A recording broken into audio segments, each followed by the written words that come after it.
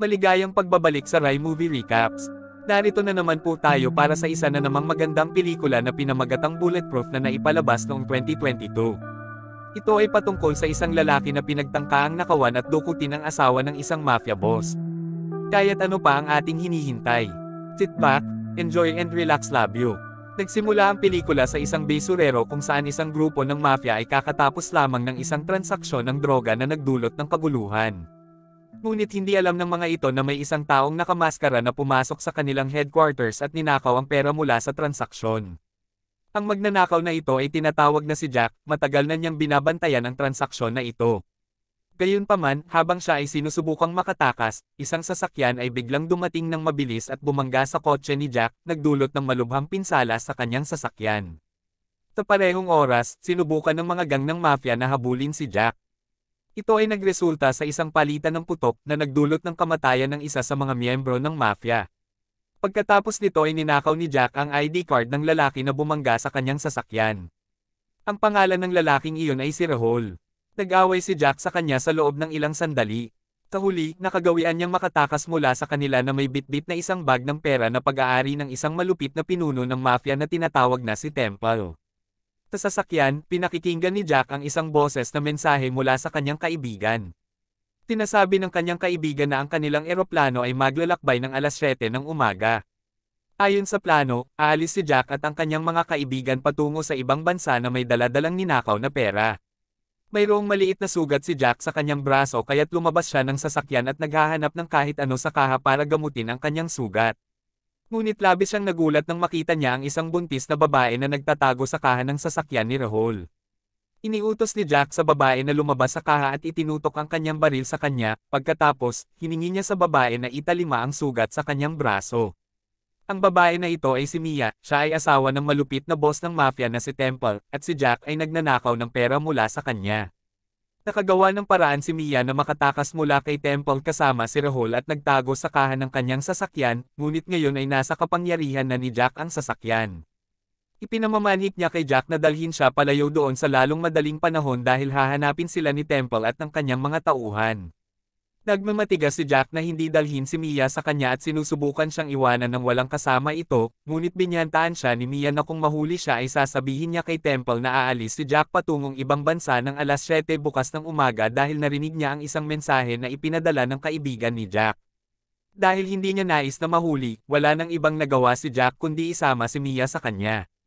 Samantala, sa opisina ng kumpanya, isang miyembro ng staff ng Temple ang nag-aakusa kay Rahul na kasabwat ni Jack at nagnakaw ng pondo ng Temple. Samantalang si Rahul, sa kabilang banda, mariing tinatatanggi ang anumang kaugnayan sa pagnanakaw. Sa totoo lang, wala siyang kaalaman tungkol kay Jack. Ngunit, hindi naniniwala si Skinny sa kanya. Tinorture niya si Rahul upang mapilitang umamin ito. Si Temple ay biglang dumating sa eksena ng kasabay.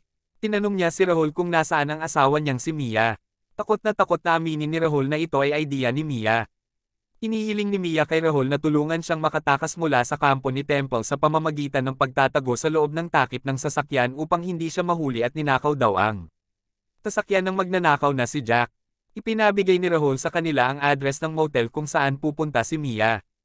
Pagkatapos makuha ang impormasyong iyon, nagsimula si Temple na walang habas na bugbugin si Rahul. Ngayon, nakikita natin ang isang hitman na may pangalang John. Kapag siya ay nasa isang misyon, tinatawag siya ni Skinny na nagtatakda at nag-aatas na habulin si Mia at si Jack, ngunit bago iyon, pinatay ni John ang isang grupo ng mga tao na lumalabas na kalaban sa negosyo ng droga ni Temple. Sabi-sabi, plano ni Mia na pumunta sa Colombia. Ito ang kanyang bansang tinubuan at doon nakatira ang kanyang pamilya. Umiling si Mia kay Jack na dalhin siya sa isang motel para makipagkita sa isang tao na magdadala sa kanya patungo sa Colombia. Nalaman na wala pa palang pagkakataon si Mia na makilala ang taong iyon. Alam lang niya kung sila'y kaibigan ni Rahul. Kawakas, nakarating sila sa motel pero tila nag-aalinlangan si Jack na iwan si Mia dahil baka ang taong naghihintay sa kanya ay isa sa mga tauhan ni Temple. Mia ay hindi nag-aalala dahil ngayon ay ang kanyang tanging pagkakataon na makatakas mula kay Temple. Sa huli, iniwan ni Jack si Mia doon matapos tiyakin na nasa ligtas na nasa kanyang kwarto si Mia. Kaagad na umalis si Jack ngunit sa kanyang pag-alis, napagtanto niya na iniwan ni Mia ang kanyang laruan sa sasakyan. Tama ang hula ni Jack, si John ang pumupunta kay Mia sa motel. Tinanong ni John si Mia kung nasaan ang pera ni Jack at ng templo. Hindi nagtagal, dumating si Jack sa motel at nag-aaway ang dalawa sa kanila. Nakuha ni Mia ang nahulog na baril ni John. Si Jack ay sinusubukang tumakbo mula kay John na nagmumula sa kanya na may shotgun. Swerte na kaagad na tinulungan ni Mia si John. Sa parehong oras, dumating si Temple at ang kanyang mga kasamahan sa motel. Pinilit niya si Mia na sumama sa kanyang ngunit nais nitong makatakas kay Temple. Pagkatapos ay ibinigay niya ang baril kay Jack para makatakas na sila. Si John ay sinusundan ng kanilang sasakyan. Nag-aaway na naman sina John at Jack, bagamat sa wakas, nakakayang talunin ni Jack siya. Si Temple at ang kanyang kasama ay paparating na. Sila ay binati ni Jack gamit ang hawak na baril ni John. Ang atake ay nagdulot ng pinsala sa sasakyan ni John na nagbibigay daan kay Jack at Mia na makatakas. Si Lobo, isang kaibigan ni Temple, ay nag-advise sa kanila na itigil na ang pagtulong kay Mia dahil isa raw itong traidor. Nabuwisit si Temple sa narinig niya kaya sinimulan niyang bugbugin si Lobo. Siya ay nag-utos kay Skinny na mag-utos sa mga lokal na tulisan na hanapin si Mia at Jack. Sa gabi, si Jack ay nagmadali na dalhin si Mia sa klinika dahil siya ay nagdurugo. Doon, nag-contact si Jack sa kanyang kasamahan na sinasabing hindi siya nag-iisa, si Mia ay sasama sa kanya patungo sa Colombia. Sumang-ayon ng kanyang kaibigan, ngunit kailangan bayaran ni Jack ng karagdagang $20,000 para sa mga bayarin. Tinabi ng doktor na ang sanggol ni Mia ay nasa mabuting kalagayan, siya lang ay pagod at gutom. Nagpapasalamat si Mia dahil nagdesisyon si Jack na bumalik sa motel at iligtas siya. Si Jack ay nagsasabi kay Mia kung pwede siyang sumama sa kanya papuntang Colombia at ngayon tila nagkakaroon na sila ng simpatiya sa isa't isa. Lumabas si Jack para kunin ang kanilang hapunan ngunit sa kanyang paglalakad, napagtanto ni Jack na sinusundan siya ng kanyang sasakyan. Tinusundan siya ng dalawang lalaki na pinatawan ni Temple. Nagising si John matapos mawala ng malay sa gitna ng kalsada. May malapit na police cruiser na lumalapit sa kanya. Pagkatapos, pinatay ni John ang mga pulis at kinuha ang kanilang kotse, pagkatapos ay bumalik siya para hanapin si Jack at Mia. Samantala, nakuha ni na Jack at Mia ng dalawang masasamang tao na may pangalang Ken at Ronnie. Si Ken ay nag-aalok ng kasunduan kay Jack. Pangako niyang hindi niya i-report si Jack kay Temple hanggat ibinibigay ni Jack ang mga ninakaw mula kay Temple, pagkatapos yun ay palalayain niya sila. Hindi niya inaalintana kung pera o droga ang ninakaw ni Jack dahil pareho niyang gusto, ngunit hindi nais ni Jack na ibigay ito kaya naiinis si Ken at binaril ang doktor. Sumunod, bantaan ni Ken na barilin si Mia kaya't sinabi ni Jack sa kanila kung saan nandoon ang pera. Ito ay nasa vault sa reception room. Hindi gusto ni Ronnie ang ideya ni Ken. Mas gusto niyang i-report ang kinaroroonan ni na Jack at Mia kay Temple at tanggapin ang kanilang bayad. Ngunit gusto pa ng higit si Ken kaya't pumunta siya sa receptionist para kunin ang pera. Tinawagan ni Ronnie si Temple at hinihiling na pumunta ito sa klinik. Tinaktan ni Jack si Ronnie nang siya ay biglaang sinalakay, at nakatakas si Ronnie mula sa kanyang mga pagkakatali. Pagkatapos, sinubukan ni Jack na pigilan si Ken. Sa kasamaang palad, nakatakas si Ken na may dalang pera kahit na binaril siya ni Jack. Tinundan siya ni Jack. Ginamit ni Ken ang mainit na alambre para patakbuhin ang isang sasakyan, ngunit nang siya ay magtangkang umalis, siya'y nawala ng malay dahil sa sobrang pagkalugi ng dugo. Nakakuha muli ni Jack ang pera sa bag. Samantala, dumating na si Skinny sa klinika at sinusubukan niyang hulihin si Mia. Sumubok si Mia na tumakas ngunit nahuli siya ni Temple. Sa parehong oras, bumalik si Jack ngunit hindi niya matutulungan si Mia dahil mas marami sila. Tinanong ni Temple si Mia kung saan dinala ni Jack ang kanyang pera. Sa lalong madaling panahon, dumating ang mga pulis dahil narinig nila ang mga putok ng baril.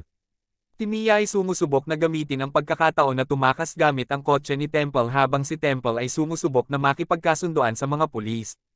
Si Jack at ang kanyang mga kasamahan ay nahahabang sa isang palitan ng putok laban sa mga pulis, kaya't wala silang ibang alternatibo. Agad namang dumating si John matapos ito, at binaril ang pulis mula sa likod. Tinusubukan ni Jack na makapasok sa kotse ni Temple.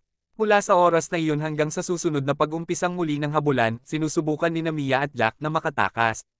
Sa gitna ng habulang ito, nag-contact si Jack sa isang kaibigan para ipaalam sa kanya na magiging doon sila ni Mia sa loob ng 10 minuto. Umihiling siya sa kanyang kaibigan na maghintay para sa kanila.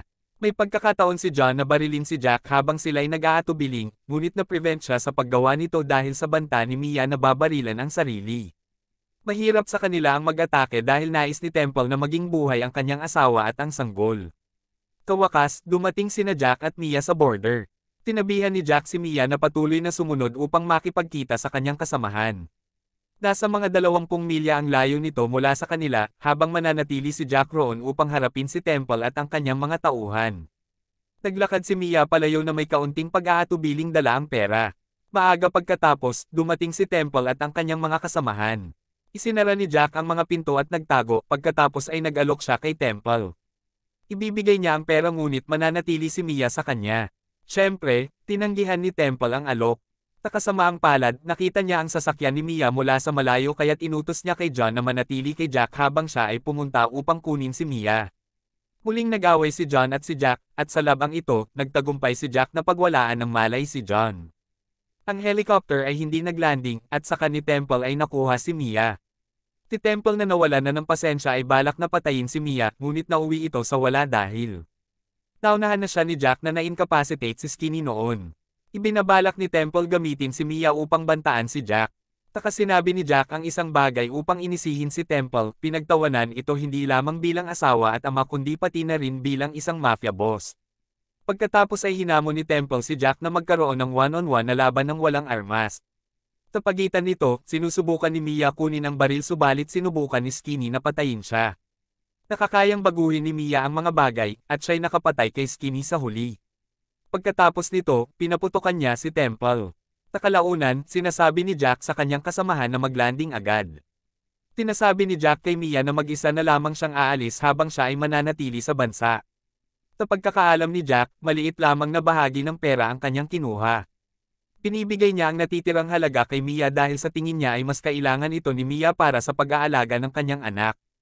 Natouch si Mia sa kabaitan ni Jack at nagpapasalamat siya dito. Pagkatapos nito, bumalik si Mia sa kanyang bansang tinubuan, Colombia. At dito na nga nagtatapos ang pelikula natin para sa araw na ito. Maraming salamat sa panunood.